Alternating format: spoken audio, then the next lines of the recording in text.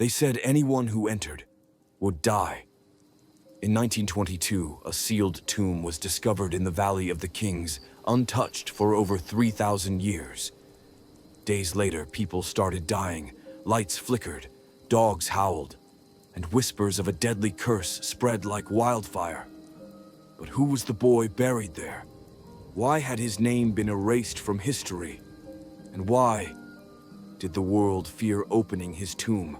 Tonight, we're going back to the desert to uncover the forgotten story of a child, king, a lost legacy, and the mystery that still haunts the world to this day.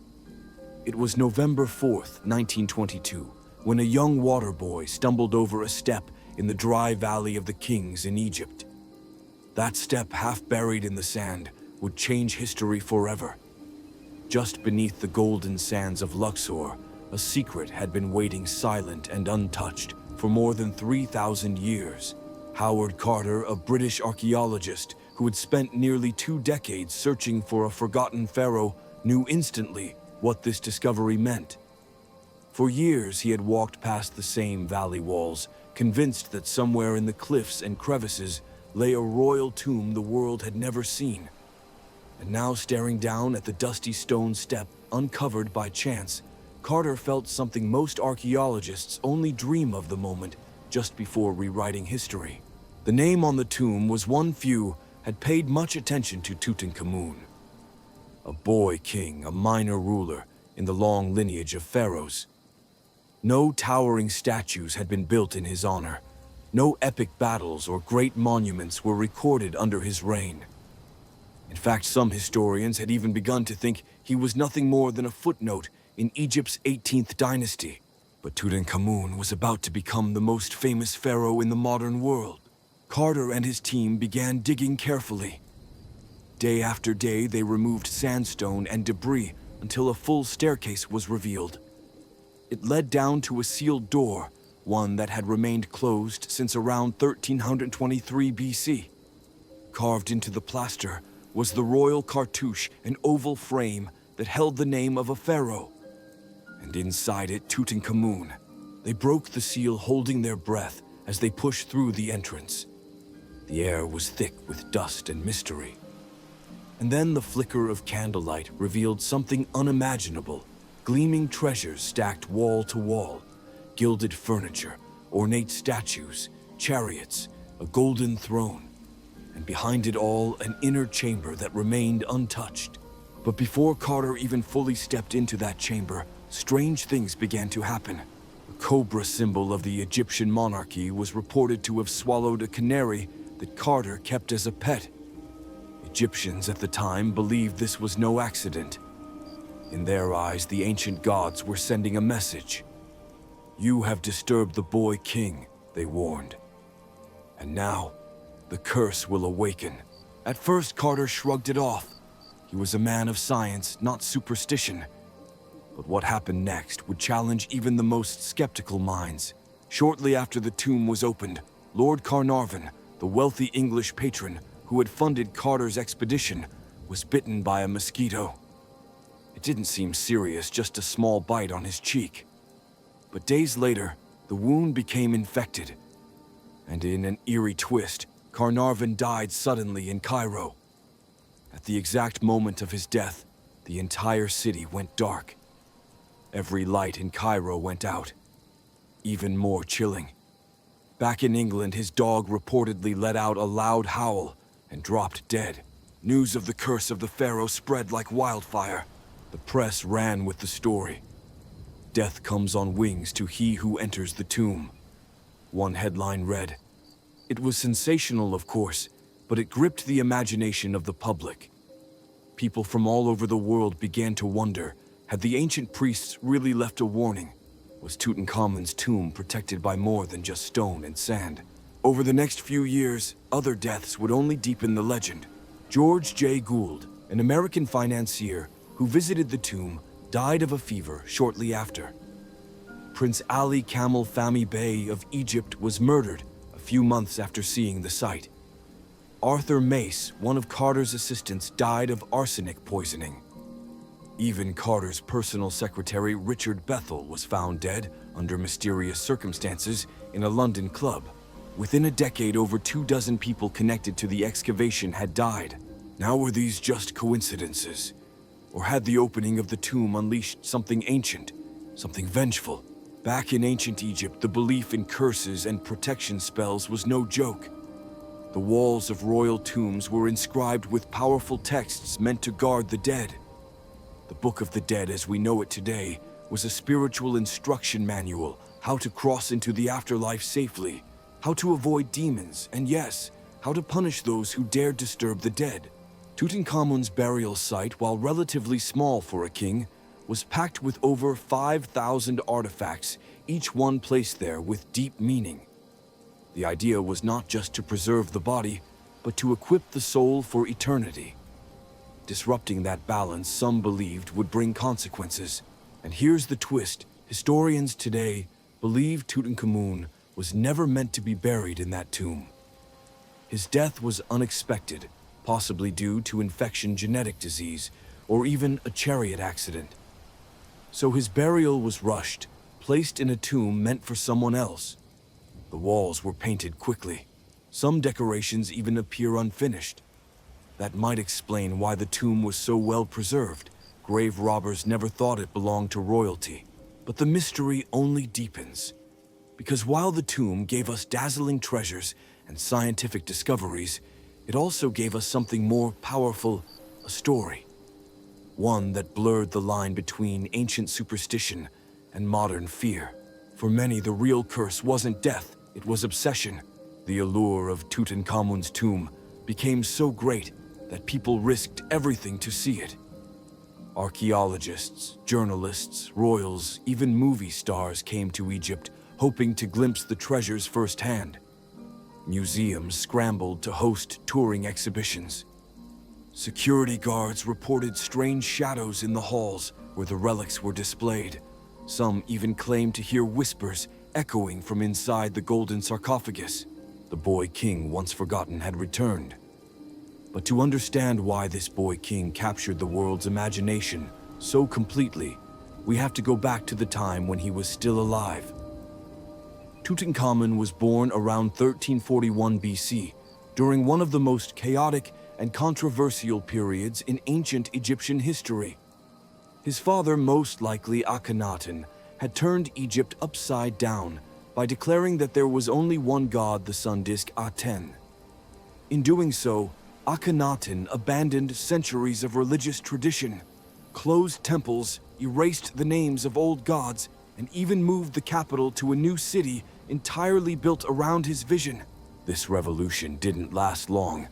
When Akhenaten died, Egypt was in political and religious disarray. And into that unstable world came a boy, no more than 8 or 9 years old, placed on the throne under the name Tutankhaten, meaning living image of Aten. But just a few years into his reign, he made a decision that would shift history. He changed his name to Tutankhamun, living image of Amun, signaling a return to the old gods. The temples were reopened.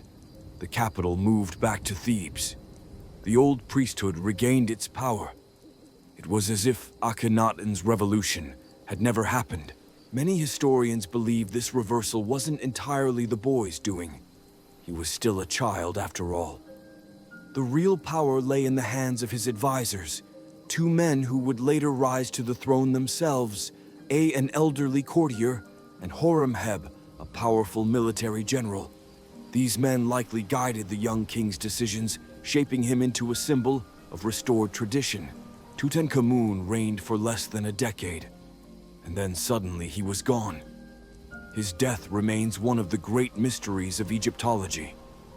Was it illness?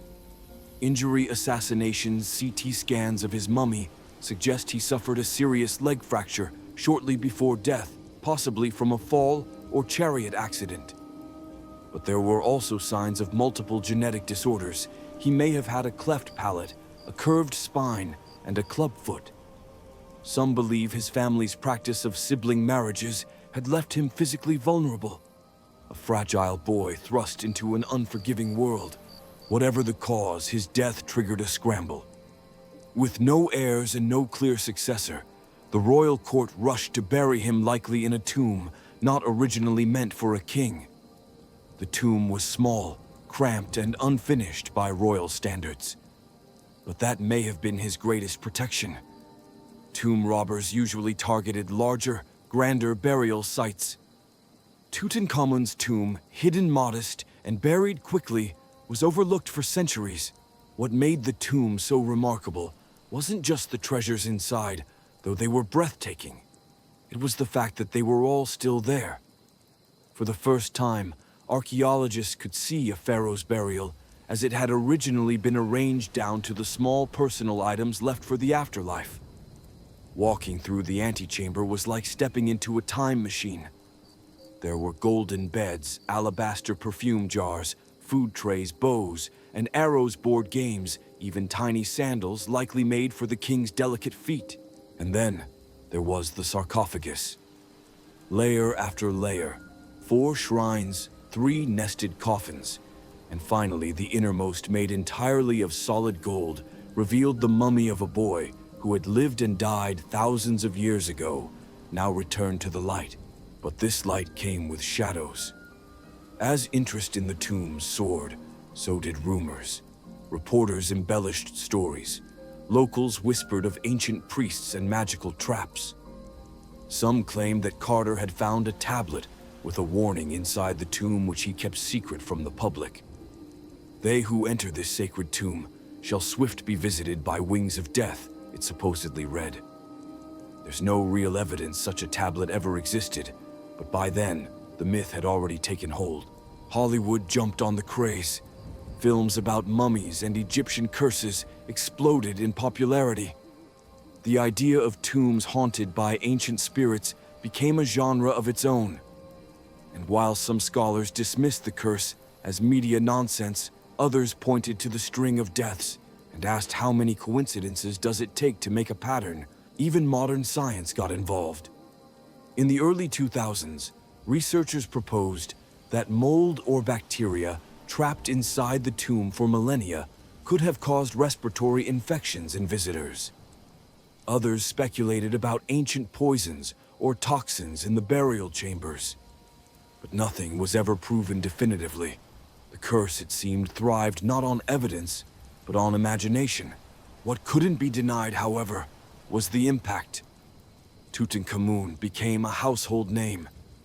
School children around the world learned to pronounce it. Museums that displayed his artifacts saw record-breaking attendance. Even today, more than a century after the tomb was found, exhibitions of his treasures draw millions. The boy king, long forgotten by his own people, had become immortal in a way no pyramid ever could have promised. And there's something poetic about that. In life, he was frail and largely powerless, manipulated by those around him. But in death, he ruled the modern imagination. His face, reconstructed from CT scans, now appears in documentaries, textbooks, and digital museums. His story has been told in countless languages. His golden mask, delicately crafted, inlaid with lapis lazuli and obsidian, remains one of the most iconic images in all of archaeology. Still, questions remain. Why was his tomb the only one left untouched? Was it purely luck, or had the ancient priests in their rush hidden him so well that even time forgot? And what of the other tombs in the Valley of the Kings? Many of them, grander and more elaborately constructed, were looted and destroyed, their treasures scattered or lost forever. Only Tutankhamun's remained whole, a puzzle sealed by chance, or perhaps by design. Because, as we've learned again and again, in the sands of Egypt, not all mysteries are meant to be solved. Some are meant to be remembered, whispered across centuries, carried in silence, until someone stumbles across a single step and everything changes. In the years following the discovery, the world couldn't seem to get enough of Tutankhamun. Newspapers continued publishing articles filled with both awe and superstition. Academic journals tried to separate fact from fiction, but the public had already chosen their favorite version of the tale, the one with curses, hidden spells, and a boy pharaoh reaching through time. But amid all the noise, something quieter was unfolding behind the scenes, something more meaningful. Teams of Egyptologists, artists, and historians were slowly cataloging each artifact, trying to piece together the story not just of a burial, but of a life. And what they found painted a more complex portrait of Tutankhamun than anyone had expected. He wasn't just a minor king. He was a child, caught in the crossfire of one of history's greatest religious power struggles. He came to the throne when the nation was fractured, the people uncertain, and the gods silent. His very name was a political act, a shift from a 10 back to Amun, signaling the end of his father's revolution. Whether he fully understood the consequences of these decisions, we may never know. But the choices made in his name shaped the future of Egypt for generations. Inside his tomb, clues to his world were everywhere. The Golden Throne, for instance, depicted a tender moment. Tutankhamun seated his queen Ankhesenamun, gently anointing him with oils. It's a scene rare in Egyptian royal art, which often emphasized power and dominance. This moment showed intimacy, humanity, and perhaps vulnerability. The couple were close in age, possibly even half-siblings. Their union, like so much in the royal court, was both personal and political, but there were no children found buried with Tutankhamun. 2 small mummies, likely stillborn daughters, were discovered in his tomb, placed in tiny coffins alongside their father. The grief of a family is often invisible in royal history, but here it lay plainly in gold and silence. Other artifacts revealed a life lived in pain. Walking sticks, dozens of them, were found among his possessions. Medical scans of his remains confirmed that he suffered from a clubfoot and likely walked with difficulty. Despite this, he was buried with chariots, bows, and armor, symbols of strength, perhaps more ceremonial than practical. In death, he was given the image of a warrior king, even if his body had betrayed him in life, and maybe that's why his story resonates so deeply. Beneath the gold, behind the mythology, is the tragedy of a boy who inherited a broken kingdom, lived with frailty, and died too young. And yet, he became immortal, not through conquest, but through rediscovery. The men who surrounded him in life, Ai and Horemheb, would eventually claim the throne. Ai married Tutankhamun's widow and became pharaoh, though his rule was short. Horemheb, a general with no royal blood, rose to power after Ai and began a campaign to erase the Amarna period from history.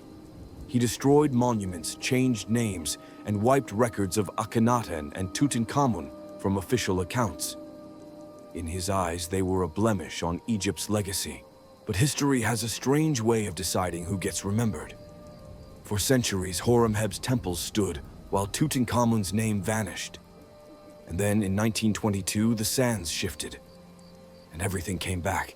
Today, Egypt continues to grapple with the legacy of that discovery. While the treasures of Tutankhamun have dazzled the world in traveling exhibitions, many Egyptians feel a deep connection to the artifacts as symbols of national pride. The Grand Egyptian Museum, built near the pyramids of Giza, will soon house his entire collection in a permanent home after decades spent abroad. There, the boy king will rest once again, but this time, not in darkness. And still his presence lingers in unexpected places. Writers and filmmakers continue to draw from his story. His mask appears on posters, book covers, and even cartoons. Children dress as him for school projects. His life, short and shadowed, has touched corners of the world he never could have imagined. In a way, the real magic of Tutankhamun isn't in a curse or a golden coffin. It's in what his rediscovery reminded us, that even the smallest stories, the quietest lives, can echo louder than the mightiest empires. The Valley of the Kings remains quiet today. Tourists walk its paths, cameras in hand, unaware that many tombs beneath their feet still lie hidden. Archaeologists believe there may be dozens more, some completely untouched. Perhaps more pharaohs, more queens, more lost names waiting to be whispered back into memory. And so the work continues. Underneath the desert heat with shovels and brushes, the search goes on, not just for gold, but for understanding. Because history isn't just about the grand and the mighty. It's also about the forgotten, the buried, the almost erased. It's about the lives paused in time, waiting for a knock on a sealed door and a flicker of candlelight to bring them back. And that, perhaps, is the greatest treasure of all. But there's one more layer to this story, one that lies not beneath the sand, but within us. Why are we as people so drawn to the past? Why do stories like Tutankhamun's hold us captive even 100 years after his tomb was unsealed? Part of it is mystery, no doubt. The unknown pulls at something deep inside us. There's an itch that only ancient riddles can scratch. We want to believe that somewhere out there, beyond what we see, are secrets just waiting to be uncovered. Tales the earth has kept hidden, waiting for the right moment to speak. But it's more than that. Tutankhamun wasn't supposed to be remembered. His name was removed from monuments. His rule, overshadowed by the men who came after him, was nearly erased from history. And yet he became a symbol. A boy long dead, who somehow found a way to be heard. There's something poetic in that, something hopeful. It tells us that even if the world forgets, the truth waits. Buried, yes, but patient. And when it's finally uncovered, it has the power to change everything. Howard Carter, in his final years, never stopped thinking about the tomb. He spent the rest of his life cataloging what he had found piece by piece, artifact by artifact. He wasn't a wealthy man, nor was he embraced fully by the academic establishment. But he had done something few ever would. He had knocked on the door of the past, and it had opened for him. He died in 1939, nearly 2 decades after that first step was discovered in the sand. On his gravestone just outside London is a line from the so-called wishing cup found in Tutankhamun's tomb. It reads, "May your spirit live. May you spend millions of years, you who love Thebes, sitting with your face to the north wind, your eyes beholding happiness." Fitting words for a man who helped the world behold a forgotten king.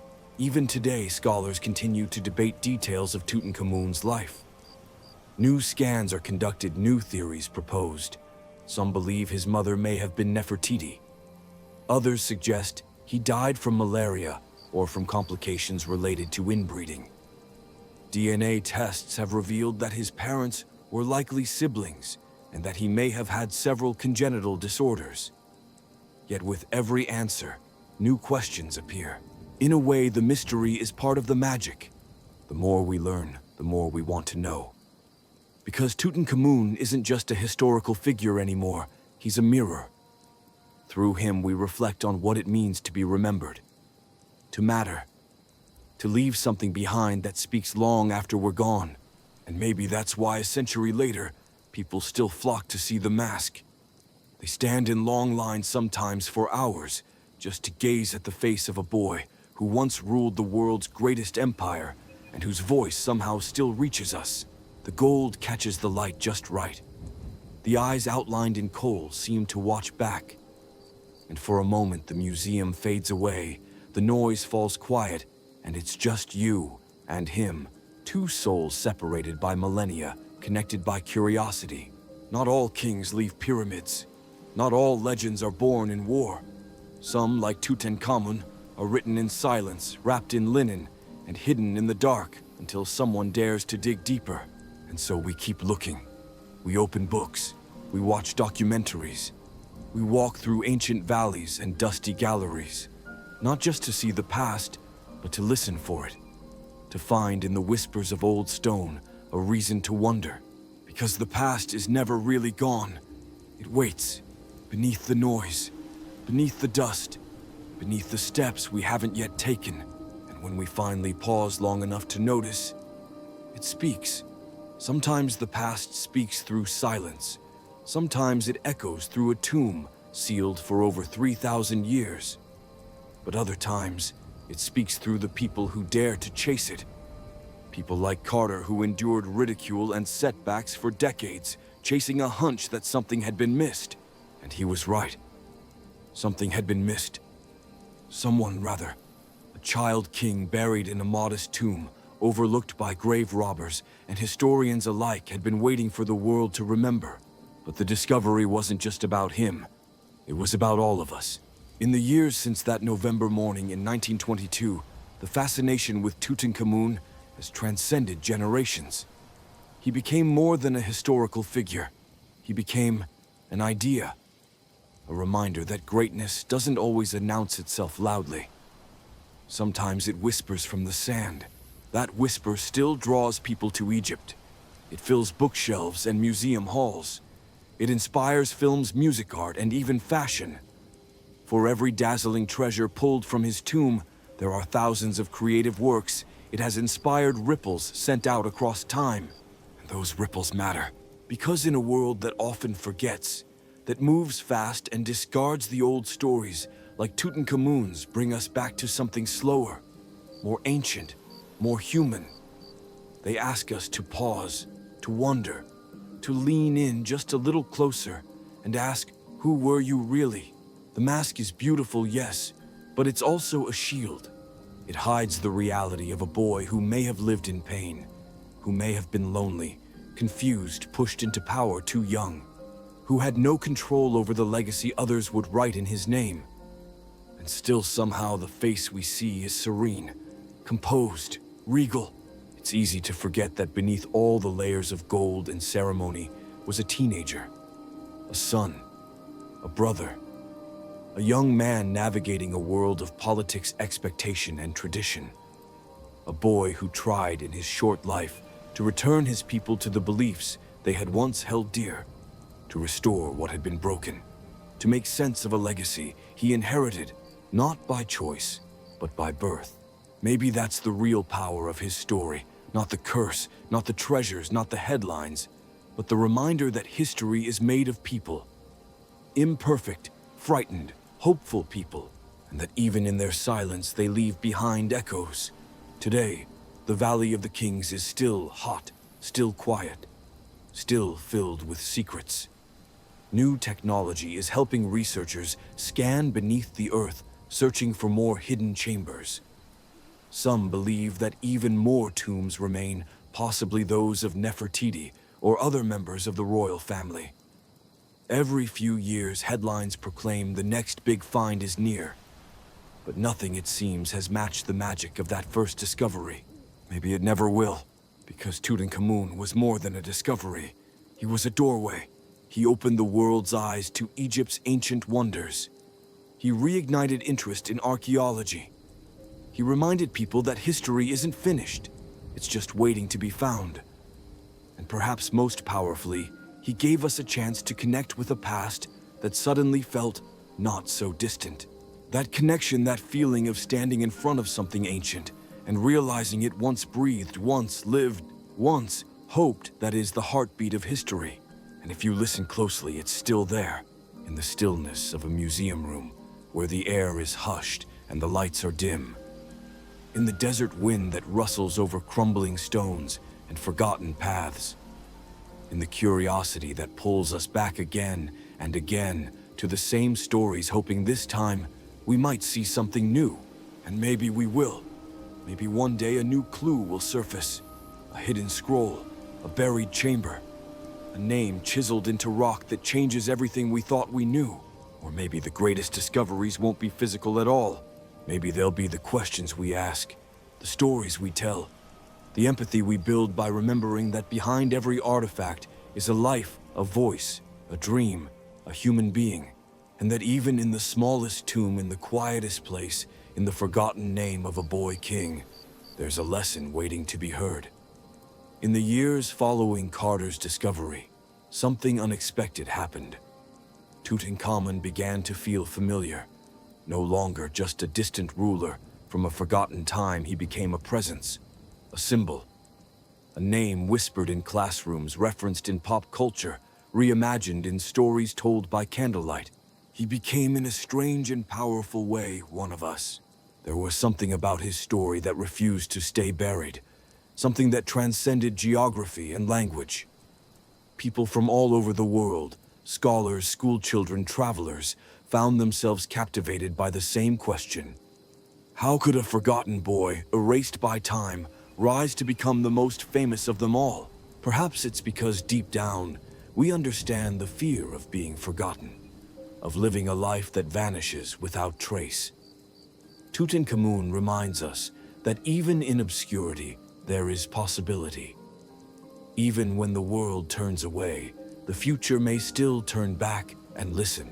And so we listen. We peer into the dark corners of his tomb, not just to admire the gold, but to sense something deeper. A feeling that maybe we're not so different from the people who lived thousands of years ago. They loved, they grieved, they honored their dead. They looked up at the stars and wondered what came next. Tutankhamun's people believed in eternity, in a world beyond death, in judgment and justice, and a soul that could live on if remembered correctly. Their rituals weren't just ceremony, they were acts of love. And perhaps no ritual was more sacred than burial. To bury a pharaoh wasn't just to lay him to rest, it was to protect him, equip him, guide him into the afterlife. Every jar, every amulet, every carved line on the wall held meaning. These were not trinkets, they were tools, instructions, prayers, and what Carter found in that tomb was not just a collection of priceless objects. It was a message carefully arranged over 3,000 years ago, meant for a king's journey, meant for a realm beyond sight. It's humbling, really. We walk through museums today with quiet reverence. We pause before the boy king's golden mask, phones in hand, snapping photos. But behind the glass is something more than gold. It's the hope of a people long gone. The belief that death was not the end, that memory could be a bridge across eternity. And here we are centuries later, still speaking his name. Tutankhamun, not as a footnote, but as a focal point. Not as a curiosity, but as a connection. And what's more extraordinary is how much we continue to learn, not just about him, but from him. His story challenges us to look deeper, to question what we think we know about history, about legacy, about the fragile line between obscurity and immortality. There's irony in the fact that Tutankhamun was meant to disappear, that his name was wiped, his achievements minimized, his burial hidden away. Yet in the end, that very obscurity became his protection.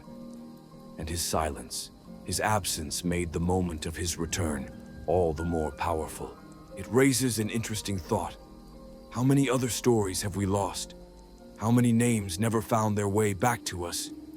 How many lives remain entombed in sand or stone, waiting for someone to notice a step half buried in dust? History is not just written by victors, it's written by survivors, and sometimes by rediscoverers. By those who dig, who ask, who look again at what was once overlooked. And in that way, perhaps we are all archaeologists of a sort, digging through memory, piecing together fragments, trying to make sense of what came before so that we might better understand where we are now. Tutankhamun's mask, for all its splendor, is only a surface. Beneath it lies a deeper story, one of fragility, of power, of impermanence. A reminder that even kings fall, that even golden things can be forgotten. But it also reminds us that remembrance is powerful, that to be seen even centuries after death is a kind of resurrection. So we keep returning to his story, not just because it fascinates us, but because it humbles us. It reminds us that time is both cruel and kind, that it buries, but it also reveals, that the past is never truly gone. It waits. It watches, and when we finally stop long enough to notice, it welcomes us in. In the quiet spaces between facts and artifacts, something else lives: imagination. And perhaps that's the real heart of Tutankhamun's story. It's not just about what we found, but about what we felt when we found it. The sense of awe, the breathlessness, the childlike wonder that not everything has been uncovered yet. That the world still holds surprises, and what better surprise than a forgotten boy buried in a forgotten tomb?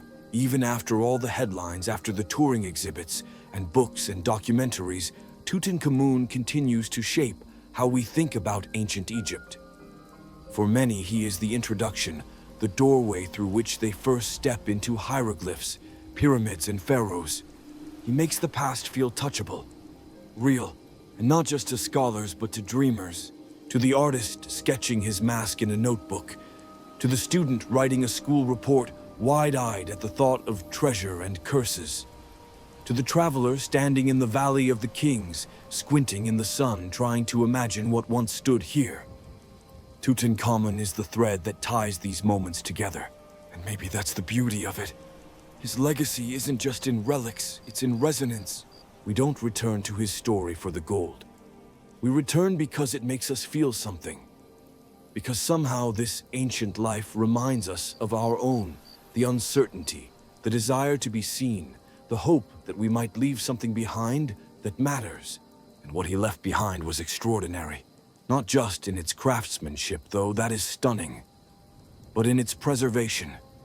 The fact that it survived, that it waited, that it endured centuries of collapsed decay and silence, and still found a way to be heard. Think of what it means for a human voice to echo across time like that. To leave a mark so powerful that long after your civilization falls, your name is still spoken, your face still studied, your belongings still cherished. Not because you conquered lands or built empires, but because something about your existence refused to be erased. Tutankhamun's tomb wasn't the grandest, it wasn't the richest in scale or scope, but it was pure, untouched. It allowed us to see for the first time what a royal burial truly looked like in its original context. The arrangement of objects, the symbolism in their placement, the story told not in words but in choices. And in those choices, a young king left his imprint. The way his sandals were placed, the way his weapons were displayed, the way his heart scarab, a symbol of protection in the afterlife, was missing, replaced by something else. Each detail opened a door to questions that still haven't been fully answered. That's the thing about ancient stories. The more we learn, the more there is to learn. Tutankhamun's tomb gave us more than a moment of discovery. It gave us a century of curiosity. And that curiosity shows no signs of fading, because there is still so much we don't know. We don't know exactly how he died. We don't know why his burial was so rushed. We don't know what his final days were like. Was he afraid? Was he aware? Did he believe that what awaited him was paradise, or nothing at all? And those questions matter, not because we expect answers, but because they keep us connected. They remind us that behind every artifact is a person, a heartbeat, a life, one that dreamed, feared, laughed, wondered, just like we do. And maybe that's why we keep looking. Not just for treasure, but for traces. For anything that tells us we are not so different from those who came before. That the distance between now and then is not so wide after all. Because memory, like gold, doesn't tarnish easily. It glimmers beneath the dust. It calls out from behind sealed doors. It flickers in torchlight and digital screens alike. And when we hear it, truly hear it, it changes us. That's the power of stories like this. Not to impress us with grandeur, but to awaken something inside. A desire to know, to feel, to remember, and in remembering to give life again to what was nearly lost. And so as we close this story, what remains is not just the image of a golden mask, but the sense that something larger is at work, something timeless. We began with a boy king buried in a forgotten tomb, and we end with a legacy that refuses to fade. Tutankhamun's voice may have been lost for centuries, but when it returned, it spoke louder than anyone could have imagined. Not through speeches or records, but through wonder, through stillness, through a sense of awe so powerful it stopped the world, if only for a moment, to listen. That listening continues. In classrooms and exhibits, in dusty libraries and glowing screens, his story is told again and again. Each time slightly different, but always with the same heart. Here was someone who mattered. Someone whose life, short as it was, meant something. And maybe that's what we're all searching for in some way. To be remembered. To know that what we leave behind will speak for us when we're gone. Tutankhamun left behind a tomb, but we each leave behind stories, moments, kindnesses, curiosities, the way we made others feel, the questions we asked, the wonder we inspired. These are our treasures even if they are never buried in gold. And perhaps that's what this journey into the past reminds us. That legacy isn't about wealth or monuments. It's about connection. About echoing forward through time in ways we may never fully understand. Howard Carter, standing at the edge of that dark tomb, famously said, when asked if he saw anything, "Yes, wonderful things." And maybe that's all we ever hope to find. Wonderful things, hidden things, the parts of ourselves that are older than memory, deeper than explanation. So if you ever find yourself walking through a museum, or reading an old story, or looking up at the stars the way the ancients once did, pause. Listen. Let your imagination slip through the cracks of time. Let history breathe again, because beneath our feet and deep within our hearts, the past is always with us. It's not dead. It's not even asleep. It's waiting. And one day, if we're lucky, we'll stumble upon something unexpected. A step in the sand. A name long forgotten. A voice just beginning to whisper. And like the boy king of Egypt, we too might be remembered not for our power, but for the light we leave behind. If you enjoyed this story, don't forget to subscribe for more timeless tales. Leave a comment. We'd love to hear your thoughts. Thanks for watching, and we'll see you in the next story. Until then, sleep well and keep wondering.